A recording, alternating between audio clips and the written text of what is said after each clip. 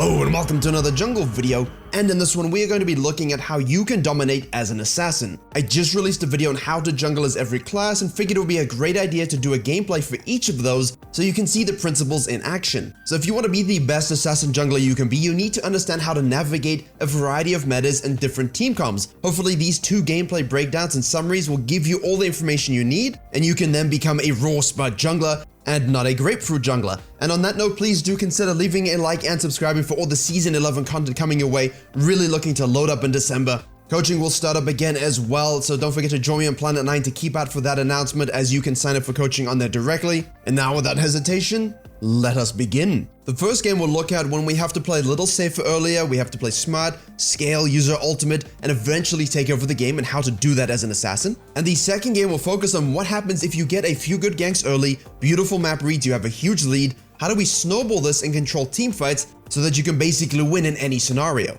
We shall be using Evelynn because Evelynn is one of the assassins that are remotely viable, but also doesn't exactly have the best win rate and does struggle into certain team comps. First up, get invaded and die. Why? Because why not? Why have laners watching entrances when you can all sit in bushes and get invaded by a full 5-man squad? This doesn't really change your approach to the early game, but it's worth noting now you will be behind in cadence, and you will of course have to play a bit more reserved. The worst thing for assassins as Evelynn goes through a clear, you see the electrocute rune set, is that you fall behind, and when you fall behind, especially against tanky team comps, teams with lots of peel, what exactly are you going to do? You can't kill anyone. Once you get CC'd, you get bursted out yourself. As such, the principles in these games should be able to be translated to all assassin junglers, just substitute in what your kit can and cannot do. The thing is, we want to scale, we want to maintain somewhat parity and always look for the window that eventually gets us ahead. And sometimes that simply means farming, and that's where Rengar really struggles at the moment with the removal of that beautiful Tiamat. Hopefully those compensation W buffs will help him out in those clearings,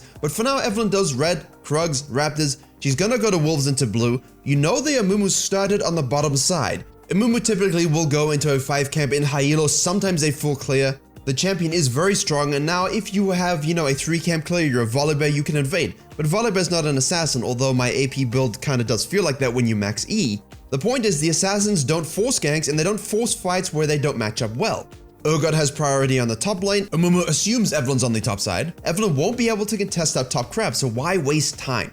Finish your blue, kite on down, and go and get the bottom crab for free.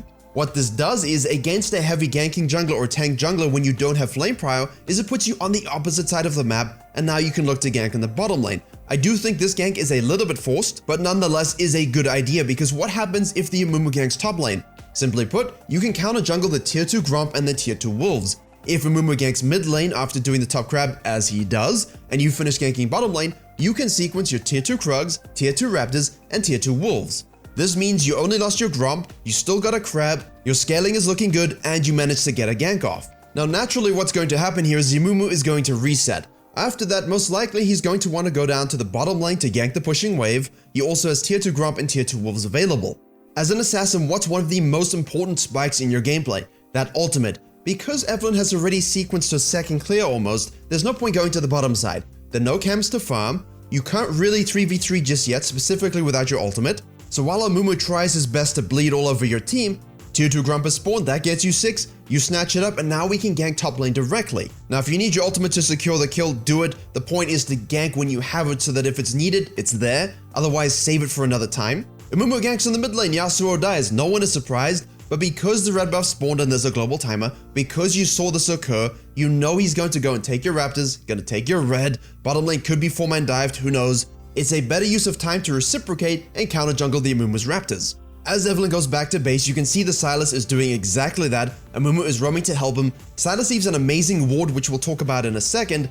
And as a brief note to laners, come on. You gotta see this coming. I mean, it was easily trackable. All the events were there on the minimap for you to see, which you can now scale to 3 times the size you could before. And instead of following the yellow brick road all the way across the map to your doom, you could have simply survived and waited for another play. From the Evelynn's point of view, this means you're gonna lose Dragon. It means you can take the Krugs, potentially look to sequence upwards, or you can look to trap on the bottom lane, and that's why that ward from the Sylas was so huge. They saw the Evelynn rotating, Jhin throws down the Lotus trap, but now the Evelynn has to back out.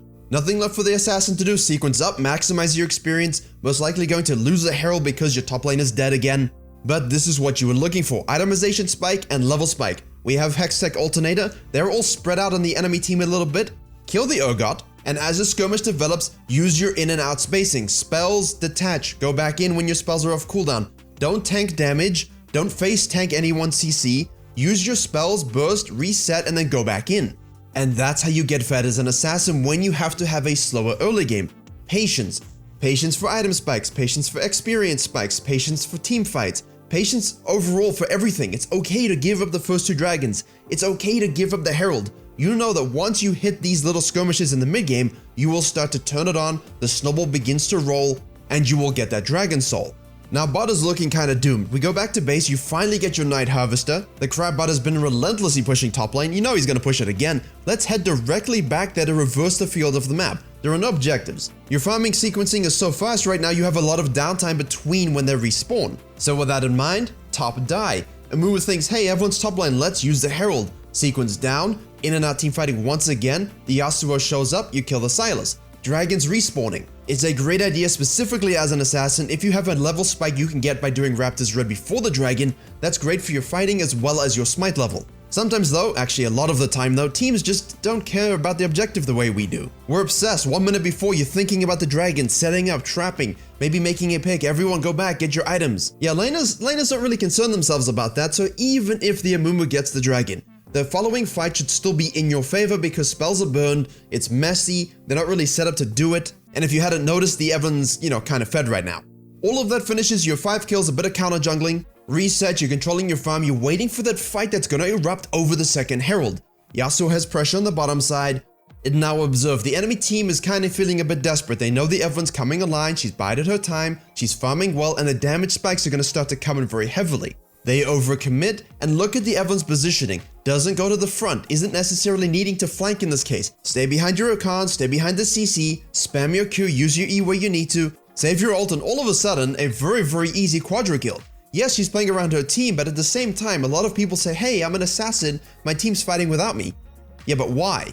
The question isn't why is the team fighting without you, it's why weren't you rotating, why weren't you there, why didn't you make that read? And now you are an absolute monster. You can translate this, they push side lanes, you collapse, you kill them. Look at the damage that's coming out of the assassin. Is the fact that Amumu a tank any bother to this Evelynn? No, because her damage is absolutely disgusting because she bided her time, was very patient, knew how to play around her level spikes, and farmed very, very well. When there was a skirmish that was messy and in her favor, in and out, used her cooldowns perfectly, and got herself fed. And this is what I don't see a lot of from low elo players. A lot of you will go back to farming in the downtime, which is great, but why aren't you reading the map? Why aren't you in their jungle setting traps? Do you want to avoid team fights versus a Amumu comp? Then scan, then blue ward, then sit in bushes, read where they're going to path, cut them off and kill them. I really don't see this enough. High elo, you'll see someone patiently waiting in a bush, cut people off or set a trap. It's beautiful and it's how you end up with a herald push that just ends the game. Yes, but what happens if you perhaps lose your blue buff? What happens if you still get a few ganks and you're really fed? What happens if the enemy jungle is bad but it still devolves into team fighting that are difficult to navigate as an assassin? Well, I have the perfect game for you.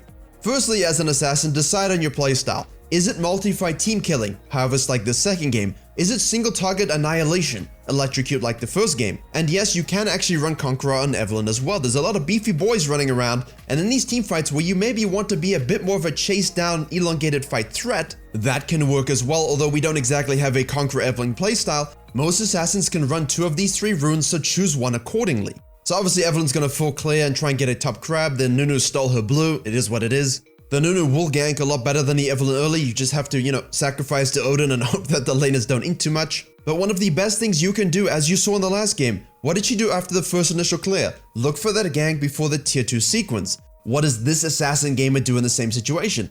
Full clear, back to base, straight to bottom lane. An easy gank, opportunistic, the lane was pushing, you have CC, and because the Nunu was top and most likely sequencing down, you can afford to take the crab and maybe sneak away that blue. Fortunately, the Nunu isn't really thinking about what the Evelynn's doing and just runs down the bottom lane trying to get more kills of his own. The Evelynn is in prime position to counter gank and takes a snowball of her own because that's what she's doing in this game. And as the bottom lane had already returned, she gets those as well. There's opportunistic ganks, intelligent first clears, smart counter jungling, and the right position from the map read will allow you as an assassin to really take over. How irritating is it when an enemy Rengar gets 3 kills pre-level 5? Or because maybe you as a jungler made a mistake, And now there's a Fed Assassin. Is there anything more scary in League of Legends before teamfights than Fed Assassin? Yeah, I don't think there is, especially considering it's always the enemy Fizz or enemy Zed. Now, when you are this Fed, your mindset has to be different than in the last game, which was about, the ultimate spike, sequencing well, maintaining experience and gold so that you eventually get the fight that gives you the lead.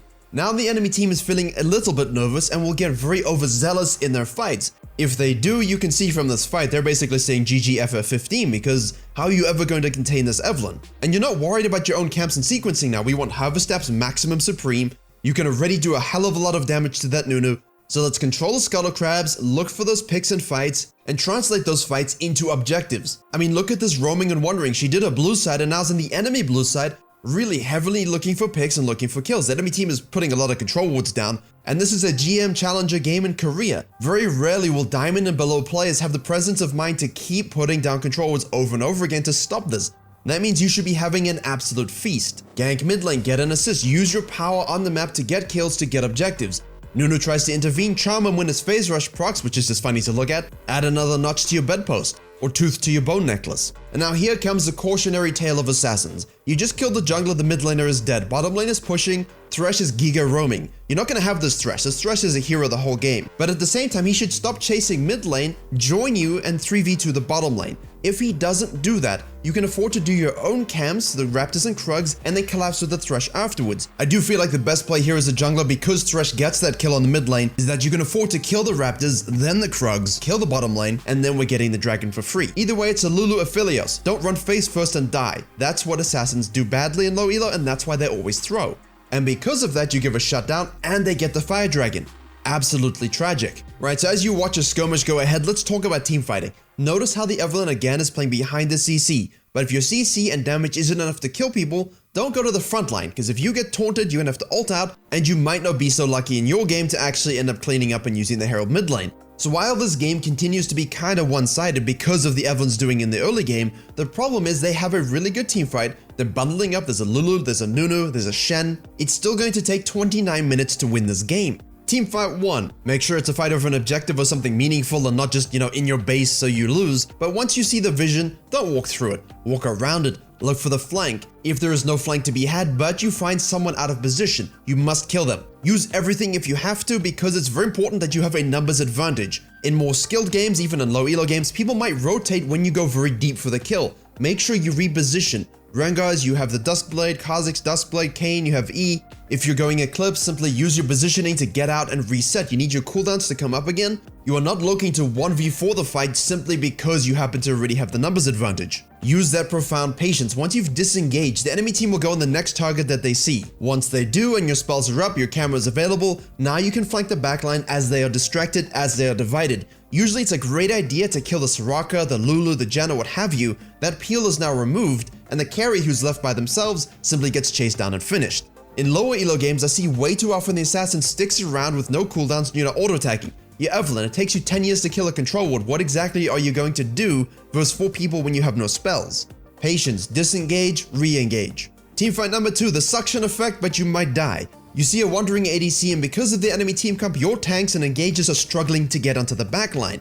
Do it yourself. In this case, all you are looking for is burn spells and focus onto you that gives enough time for the rest of your team to get the CC and lockdown while you use your Evelynn W, your Kha'Zix ult, your Rengar W, what have you, to disengage. You might die and not get the kills, but your team should very easily be able to clean up. The main thing is you get off your damage on as many people as possible and maximize that output. You also drew out huge spells and focus that disrupts the nature of what they wanted to do in order to peel you. Look, ideally you do live and you reposition nicely and maybe get some cleanup kills. You might lose the battle, but your team wins the war and you get an inhib, so, worthy trade. Teamfight 3 is the same as Teamfight 1, except this time because everyone is grouped together in a lane, as soon as 1 point of CC hits, now you can keep chasing, but you don't go in front of the Maokai or the Thresh, you let them hit the W's and the Q's, the Flays, and you just follow with maximum damage and then you flex into the Baron. Pretty straightforward. But the game isn't done. You have to win one more fight, and even if you have a numbers lead, even if you are equal in gold, the principles of these fights translate exactly the same. As you saw in the first 2 fights, yes, ideally we're getting a pick and we're flanking, we're getting into the backline, but as you get to the end of the game and gold evens out, towers even out, you're not going to have that luxury. So what the core idea of an assassin is, instead of having those team fights where you're reliant on your teammates CC and engage, simply make it a numbers advantage by using macro movements to cut them off and surprise them. Think of Selfmade's Evelynn onto Doublelift. They're rotating from lane to lane, make a pick, back on out. Same thing here. They are really trying to defend against the rest of the team. The Evelynn cuts them between the towers, double kill, and now the Baron push can allow you to finish. For the Evelynn and the rest of her teammates, this was excellent example of team fighting, team play, making picks where they needed to, roaming where they needed to, flanking when they needed to. And in the first game, you had a great example of biding your patience, waiting for your itemization spikes, and then dishing unholy damage upon the unrepentant souls of the enemies. Remember, if they have lots of CC and you're an AD threat, that Edge of Night will do wonders. Please take the principles of this Evelynn gameplay, apply it to your own assassin jungler of choice, and you should be gaming with immense damage, navigating tanks without a problem, and of course remembering the key word for all assassin gameplay, patience. Thank you very much for watching. Please do like, share, and comment if you enjoyed. Don't forget to subscribe for all the Season 11 content and the rest of these class gameplays coming very soon. Join me on Planet 9 and on Patreon, and as always, I will see you all in the next tutorial. Oh right, and thanks for watching.